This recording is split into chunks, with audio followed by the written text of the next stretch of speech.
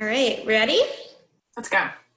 Let's go. Good morning, everybody. My name is Ashley Fay, and I'm the Development Director at Refugee Services of Texas. I am so excited to be here this morning on World Refugee Day. Well, now it's afternoon. Jessica Goudeau, author of After the Last Border. I'd like to take a minute and introduce Jessica before we go ahead and jump into questions. Jessica Goudeau has written for The Atlantic, Washington Post, Los Angeles Times, Teen Vogue, among other places, and is a former columnist for Catapult. She produced projects for Teen Vogue, Ask a Syrian Girl, and A Line Birds Cannot See, a documentary about a young girl who crossed the border into the US on her own. She has a PhD in literature from the University of Texas and served as a Mellon Writing Fellow and Interim Writing Center Director at Southwestern University. Jessica has spent more than a decade working with refugees in Austin, and she's the co-founder of Hill Tribers, a nonprofit that provided supplemental income for Burmese refugee artisans for 7 years. On behalf of the Austin Refugee Roundtable, thank you for being with us today. You're incredibly active in the refugee community, and you've worked with us at Refugee Services of Texas for a long time now. So by way of introduction, can you share a little bit about how you became involved with RST and refugee resettlement in general? Yeah, so this was, I stumbled into it like a lot of people. We were at a community center in North Central Austin, in 2007 with a 10-month-old. It was Halloween.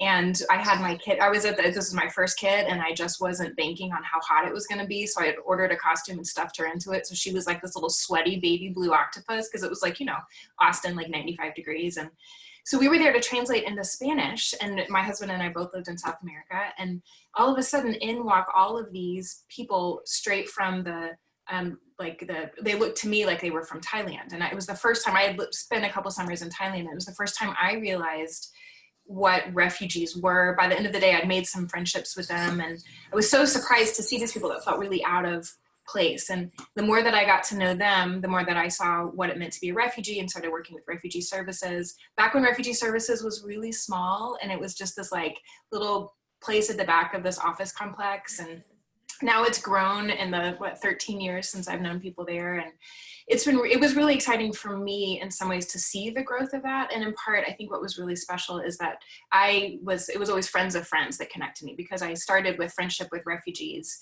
I kind of came in, instead of like coming at it from an issue-based standpoint, it has always been a relational standpoint. And I think that really feels like an important way to relate to people, especially refugees. Yeah. So Jessica, without giving too much away, can you tell us a little bit about your book that comes out in August? Yeah, so this book, actually the very first person I met on that first day is a woman who's using the pseudonym Muna in my book. And so this book tells the story of two women, one from Myanmar and one from Syria. Muna is my oldest friend who is a former refugee.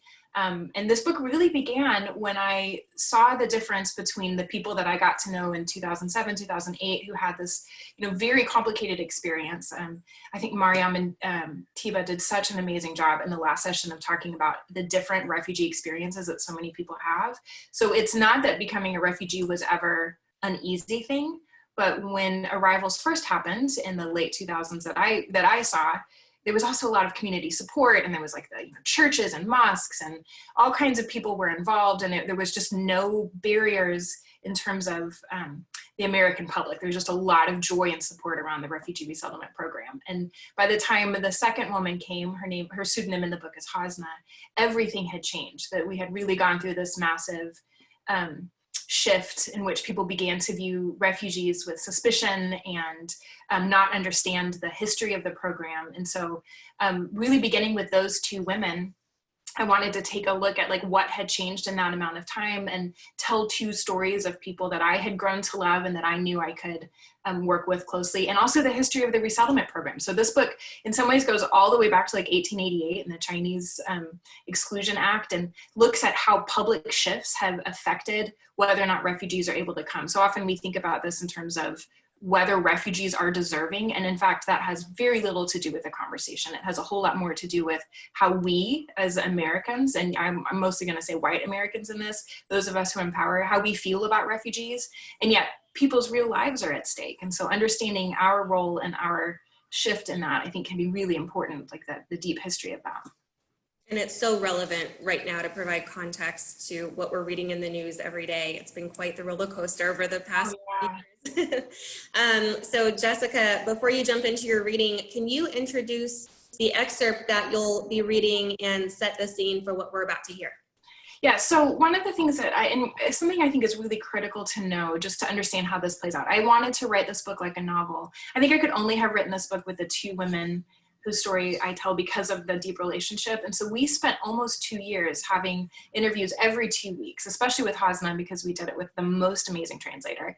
We spent 5 or 6 hours together every 2 weeks, eating and getting to know each other. So my goal was to kind of collapse the difference between me as someone who's telling their story. This is not first person, but it's really to be as intimate as I could be, to be a fly on the wall telling their story. So this begins with Muna's arrival in Austin, which is kind of the thing that most people think of as, like, when we talk about the myth of the grateful refugee, most people think like they must be so excited to be here. And those of us who've been around refugees know this is just the beginning of an incredibly complicated journey, right? So that's what the beginning is. Right? That's a beautiful sentiment and so important in humanizing these stories. So with that, I'll let you go ahead and jump into your selection. And then after that, we'll proceed with the Q&A. Great. So this is just the first few pages of chapter 1, Muna's arrival in April 2007. Muna stood on the landing above the airport baggage claim area at Austin Bergstrom International Airport and wished she had on different shoes. She shifted the plastic International Organization for Migration bag from her left shoulder to her right and grabbed her daughter's hand. There were 2 escalators leading down. She and her husband, Saku, had instinctively paused, not sure which one to take. People passed them on the right and on the left, confidently moving through space as Muna never had. Muna's shoes, the black rubber slide-on sandals everyone used in Maylaw camp, felt dusty, undignified. She was proud of her skirt and shirt. These were her nicest clothes. They were red and hand-woven in the traditional Karen style, a long straight skirt with braided fringes brushing the top of her feet, a tunic with a diamond-shaped hole she slipped her head into. She looked at her daughter, Nawa, who was 2, in her pink Karen dress, and her other daughter, Papo, who was 5, in a turquoise one. Even Saku, holding Papo's hand, had a green tunic that he wore with jeans. In the tiny airplane bathroom, Muna had rebraided the girl's hair, and Saku had slicked his hair down with water from the tinny sink. She had heard from friends at the camp that she would get a black sweater and new shoes on the bus to Bangkok. There had been no shoes and no sweaters, though Muna had looked behind the bus seats to make sure. She was too shy to ask the UN workers at the time, but she had not stopped worrying about her rubber sandals in every airport, afraid they seemed shameful to the IOM worker guiding them, that the lack of new shoes meant that she had missed some important step everyone else knew that she did not. Now the IOM worker was gone. That was another piece of information they had heard in that camp, this one accurate. They would know they were boarding their last flight because the IOM worker would not go with them. Muna had barely known the woman, but now felt bereft without her. That woman had been certain and knowledgeable, guiding them through their travels by reading the long list of names on huge signs overhead in each airport, and then translating them into their native dialect, Karen, from Bangkok to Los Angeles. Muna could read several things in English already, but she could not understand why the large A22 meant you were on a flight to Dubai, and A23 meant you were going to Hong Kong, but A24 meant Los Angeles. It was one of thousands of things Muna did not grasp. Muna's entire life had been spent with people who looked like her. Occasionally, a white UN worker or volunteer came to the camp, but that was it. Everywhere she turned were people with different eyes, ears, hair, noses, clothes, skin, mouths, purses, hats, hijabs, necklaces, bracelets, wallets, suitcases, books, food, water bottles, headphones, scarves, pillows, sweaters, shoes.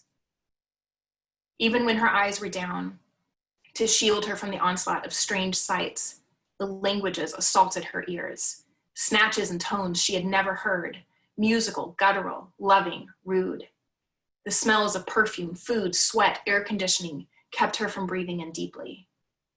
Now, in Austin, standing in her last airport at the top of 2 escalators going down, she wished desperately for one brief minute that they were back in Mellon camp.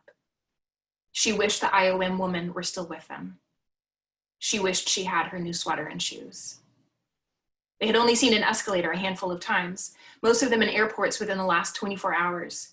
She turned and gazed blankly at her husband for a minute. Saku walked to the escalator on the left, almost running into a white businessman pulling a suitcase behind them. Muna fell into place behind him.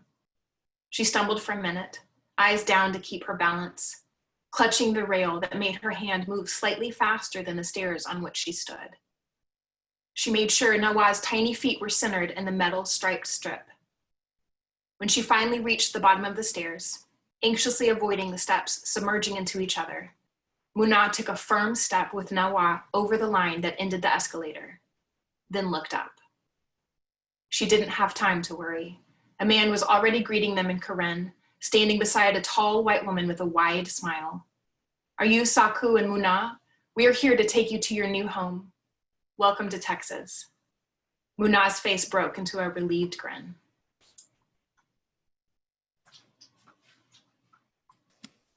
That is a beautiful introduction to your story and to the stories of so many refugees and so many of the clients that we serve at RST. So I thank you for that. I'd like to ask our audience to go ahead and share some questions that you might have as I ask my own questions to Jessica. You can go ahead and share them in the chat and I will ask her as many as we possibly can. To get started, Jessica, what inspired you to write this book and why now? So 2015, I was working at Southwestern University. I was the Interim Writing Center Director. I have a PhD in literature, which meant that I was on the academic market and planning on teaching English.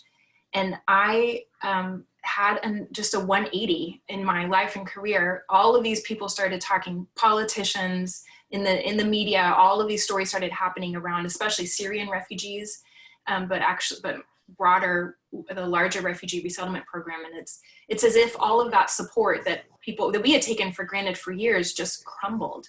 And watching that, I remember sitting in my office and thinking, I know refugees, I can write. I can't sit by and do nothing while this falls apart. And so what began, I started asking people like, do you want me to tell your story? Can I help in any way? I couldn't keep up with the requests for people who wanted their story told. And so my PhD really focuses on issues of representation. And I want to be incredibly clear that my goal is not to tell the story of people who are already able to tell their stories. In fact, I loved listening. I'm so glad you guys started with the 2 young women that began the panel last time, because they are the people that need to be speaking out on behalf of their families and community. But there are a lot of people who, for reasons of safety or for lack of English, really often the people who are in the most urgent situations, who are just coming here and don't have the emotional or mental space to begin telling their stories. There's a place for a mediator. It's a very small place, but it's someone who has relationships, and that's the space that I've entered. And so I began writing articles, and all of a sudden, like, there was this photo shoot with Teen Vogue, and all these things kind of began taking off, and eventually this became this book. And it has really profoundly changed my life. And I think that that's true for anyone who works with refugees. Like, these relationships become so important that I would do anything that I can now for the people that I love. And I feel like it's been a really rewarding experience for me to see how this shift has happened. I absolutely agree. Working with refugees is incredibly rewarding and very inspiring. Jessica, your book interweaves the stories of 2 women, Muna and Hasna, with a history of U.S. resettlement. Why is it important to you to tell actual refugee stories in your book, and how are the women you chose representative of women who have been displaced and resettled? There's so many different unique stories that they have. So how are these individuals representative? Such a great question. So I think that there is a tendency to speak in general terms about what it means to be a refugee. And so often actual people's voices get lost. And so my goal in this was to have an incredibly intimate look at these two women. And I would argue that they're not actually representative in a way that feels really important. Every refugee has their own story. And I thought Mariam and Tiba did a good job in the last session of saying like, their experience from their parents' experiences were very different. And so it's not that I wanted to take two women and say like, this is what it means to be a refugee. I think there are a few things that I noticed when I began reading, well, I've been reading refugee literature. When I first met refugees, I began like reading a lot of stuff. And so often the focus is on the journey from home to their next place. And I think because that feels really sensational and difficult for a lot of maybe Americans and Europeans and others to understand, we kind of begin usually with that story. And people always, the ending is always a happy ending of coming here. And then everything is wonderful and they're grateful and everything kind of like goes off in a glow in the sunset. And that's not actually what happens at all. And so I wanted to begin, the story begins with the prologue of the first border that Muna crosses, but I wanted to really focus on after. So that's where the quote, the title is a quote from one of my favorite poets, Mahmoud Darwish, and he talks about like what happens after the last border. So I wanted to really focus on when they get here, it's not just an instant everything is better. But I also really wanted to tell just two stories. So I want to be really clear that there are a lot of refugee writers who are doing amazing work. There are a lot of children of refugees who in the next 10 years are going to be publishing their books, and they will have no bigger supporter than me. I think it is an extraordinary thing for people to tell their own stories. These were two women who are worried about the safety of their families, one in Myanmar and especially in Syria. And because of that, we hid several details. They told me the full story, and then we've changed some of the critical details so that someone in the Arabic world wouldn't pick this up and go, oh, I know who this is. So we really wanted to make sure that we were telling their stories and the urgency of it, especially the difference between what it felt like to come in 2007 and have an incredibly difficult experience with a lot of support, and then in 2016 and later, and have an incredibly difficult experience and additional hatred and vitriol and frustration against them. And especially for a lot of people whose family members are not able to come, like the decimation of the refugee resettlement program over the last 3 years has had a lot of people's lives, has divided people's lives. I mean, the cost of this is very real for very real people. And I wanted to make sure that I was capturing what that looked like really in real time. Yeah. I have a couple questions for you. First of all, I have pre-ordered the book, and I encourage you all to do so. In the chat, you'll find a link to do that. So definitely encourage you all to do that. We have a question here. Will any portions of your book be available online so that I could throw Google Translate on it? I would like to discuss it with my friend whose first language is Arabic, Spanish, Dari, etc. Because as you know, so many people come here speaking like 9 languages. No, I don't know if how much of it will be available online, but I am also super happy to send excerpts out. That may be something we want to talk about with Refugee Services, that some of the groups are going to be sending excerpts out. And so there may be an opportunity for that. That's a really great idea. Yeah. I like that. And I'm taking notes. So the coming because you're giving us ideas. Yeah. Perfect. Let's see here. And you might just have to practice your Dari and Swahili at our lessons that are downloadable today. Right. Jessica, what misinformation about refugees do you feel is common, and what are some examples of how your work refutes that? I think so often we view refugees through the lens of the word refugee, right? Like we think that their visa category defines them as a person. And, you know, I lived in Brazil, I lived in Thailand. No one ever calls me a tourist for the rest of my life. Like I'm not known for being a tourist. And yet I love to travel and have been a tourist in a lot of places. So one of the things that I think frustrates me the most is that we only ever allow the worst thing that happened to an entire group of people to become the thing that defines them. And then we view them with this wide brush, like they're all sad, or they're all, you know, having a hard time, or they're all grateful. And the truth is, they're just real people who happen to get caught up in a really complicated situation. Those of us who are living through a pandemic, which is everyone in the world, is having the experience of like we are people caught up in a complicated situation outside of our control, and recognizing that they're individuals is incredibly important.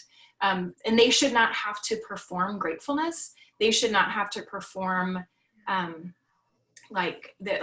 loved what the young woman said in the last thing. They should be able to criticize our country. They should be able to criticize our policies. This is an important part of what they do when they come in. And so we shouldn't ask them to fit into these narrow boxes. And I think it's the onus is on those of us who are in positions of power to notice the stereotypes and the categories in which even those of us who really support refugees often put them into. So we really need to be looking at them as whole people. And that was really part of what I tried to do in this book, especially women. So often the stories are told from the vantage point of the journey or the vantage point of the men, or talking about the war. And I really wanted to have two women whose they were thinking about like how to cook and feed their kids. What did it look like if they couldn't have access to gas so that they couldn't make beans for the day? I mean, they're just some really important details that we often miss. I think that's such an important point, that these individuals are complicated humans like the rest of us. Sure. With complicated mixed emotions about leaving their home and their culture and all that they've ever known. And so it's very interesting trying to uplift those voices and expressing that, yes, there's the gratitude, but yes, it's still very difficult and they need our support. So I think you did a beautiful job of that. We have another question from the audience. What was the most difficult part of writing this book? Was it a certain chapter, an emotion that you were trying to convey, or an aspect of the refugee experience that you were trying to amplify? That is such a good question. I think there were three things that were really difficult for me. The first is my obsession with making sure that I was getting myself out of the picture enough to tell these stories well. I talked to a reviewer the other day, and he pulled out a calculator. We ended up having this like really long conversation. He pulled out a calculator to figure out how much time I spent interviewing people, and it was over 1,000 hours. Like, this was an intense experience, and these women who are so important and amazing did such a great job of expressing the details, but it took us time to find that rhythm. Like, there's a scene where Hasna throws a towel over her shoulder, and it was after several days of being together, and I watched that gesture, trying to figure out how to like have details that were really true and congruent to who they were. But it's a complicated thing to ask someone, like, what was around you? What did you smell? What did you, so we had to take time together, and they did such an amazing job. They would sit down by the end of our interviews and be like, okay, I was in the room. Here's what was to my right. Here's what I smelled. Here's what I heard. Like, all of those kind of visceral details. And that took us time together. I think the hardest part for me personally was fact checking the Syrian war. I'm not a journalist. I don't have a journalist. I always call my journalist friends have what I think of as Teflon skin, like an ability to get into hard places that I don't have. I developed fairly serious secondary trauma for a few weeks because I was spending so much time verifying all of this. And what is so horrifying to me about this, the Syrian war is literally all on YouTube and Reddit.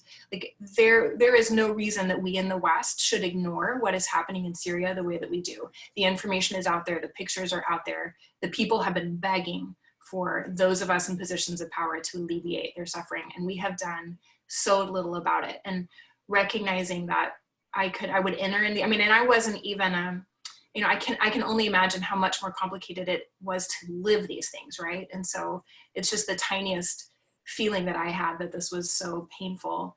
I feel just the smallest sliver of their frustration that we could do something and haven't. And for me, I think that remains the most frustrating thing, the hardest part of it, yeah. Absolutely. So on that note, what do you hope to accomplish through your book? Is there an action or a change in behavior that you hope to see from readers? So I think that there, in the last panel, they talked about there's nothing too small. Like, you can begin in small ways. And I think that that's really true. And I will talk a little bit in a minute about how to get involved, especially in your local community, especially for those of us here in Texas, what we can do to support RST. But I actually feel like, as someone who is beside but not involved in this, that I want to push for a harsher take. I think that we need to be doing a whole lot more than we are. Those of us who have recently, I think it's been kind of trendy lately to become aware of our whiteness and become aware of our position of power. And I'm really grateful for that. And we need to recognize that there are systems of oppression that are happening in our country and outside of our country, and resist the pull of the media to be like, what's the next big issue? Like, what are we reacting to now?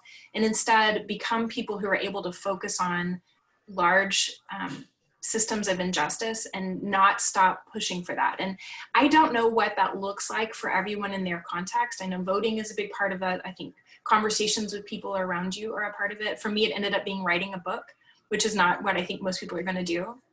But I think once you become, after this pandemic is over, as you enter relationships with refugees, what happens changes for everyone, but why you're doing this is a really important, like, understanding that and doing that work inside of yourself and advocating in any possible way for refugee resettlement to return to what it was, if not exceed that, so that we're, as a nation, able to do what we have been doing, which is offering safety and haven to people in need. I just think we can't always be so reactive that we forget that this is happening. This is the days and weeks and months and years that have gone on for refugees who have not had a safe place. We just have to keep that in mind at all times and do what we can to help them. I think that involves individuals, it involves corporations, foundations, organizations, faith communities. So many different groups of people have different abilities to play a role. What role do you see refugee resettlement agencies playing in the process of a newly arrived individual or a family integrating into their home? So I think refugee resettlement agencies are some of the most misunderstood in some ways. It's a really complicated space that agencies are entering. And I've seen this a lot with the caseworkers that I know, in that they have limited amount of time, energy, money that they're able to give to refugees. And every caseworker I've ever, like, nobody's in refugee resettlement for the money. None of you are doing this because this is like the, lucrative career. But there's so much desire to help and so much awareness of how complicated this is. And also there are a lot of limitations. The needs are very high. And refugee resettlement agencies, I think, are some of the bravest and most amazing people, in part because they have good boundaries and are able to help, but often have to there's a bit of a step that refugees often have to take, and the community helps out. And so there are places where refugee resettlement agencies are able to provide support. They help set up rents. I know RST supports refugees for 5 years after they arrive.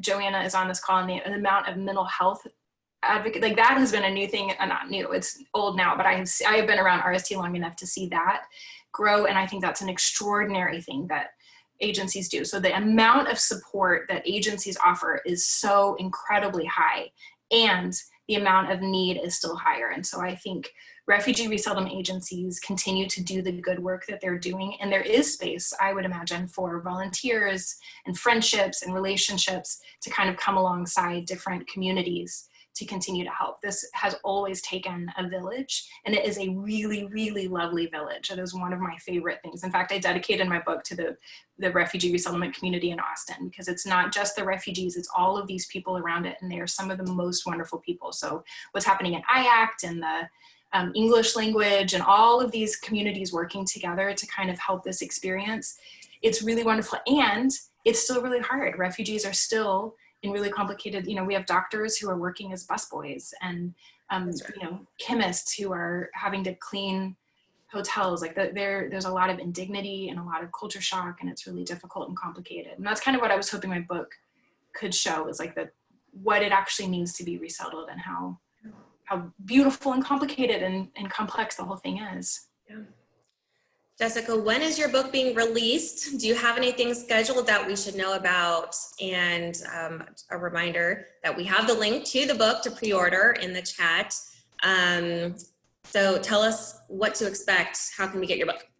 Yeah, so it was actually supposed to release on April 28th, and we have moved it to August 4th, which I am so incredibly grateful about, because, in the middle of the early days of the pandemic, it's all we could think about. I mean, me too. So it will be released on August 4th, and you can pre-order it. The link that you guys shared is from Penguin, it's the Penguin Random House page where it has links to all, you know, if you're like an avid Amazon customer, or I would definitely love advocating ordering it from Book People, which is, you know, the local, our favorite local shop down here. But just making sure that you get, if you order it now, it should come. For authors, pre-orders are a really big deal because all of everything before the first week counts for that first week. And so when they look at book sales, the more that people pre-order it, the better it is for an early author. And one of the things that we're really looking at in this is what has happened in the last few weeks with Black Lives Matter books and anti-racist books. And part of what is really interesting to me is how book sales are showing politicians and others where national interest is. And so kind of what I'm hoping is my book, but also some other books. At the end of my book, I actually have a list of some of my favorite books. I'm hoping that this is not just me, but others whose work is really important. There's a whole group of, like a constellation of amazing former refugee writers whose work is doing a lot to help educate us as a public. And so I'm hoping that it's not just this one, but others. I'm gonna throw a few links in here too,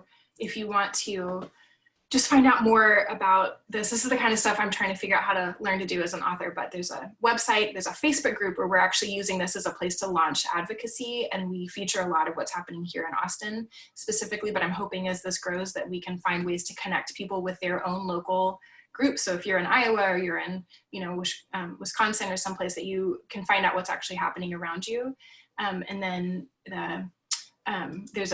that newsletter is at the end. I'm not sure why it says advocacy. It should say newsletter. So that's actually my newsletter. So that's another way to find out more kind of about virtual events. Virtual events are being scheduled now. So we'll have some of those, but there should be a whole list on my website coming up pretty soon. And hopefully soon in-person events too, right? Someday. Jessica, we are getting close to our end time, but what's your last message or call to action? So I told Ashley I really actually want to send that right back to RST. One of the things that I think is really important is to understand that helping refugees involves helping people in your local community. We tend to think of these in global ways, and I think that's really important, but I really also want to make sure that we're focusing in on what's happening with RST, with IACT as well, with other groups that are doing Grow Forward and some others that are doing amazing work here. I know you're going to be able to find a lot of that information on the World Refugee Day page, but I'm going to send that back to you. What can we in Austin do to really support refugees here, or in Texas, really in our community?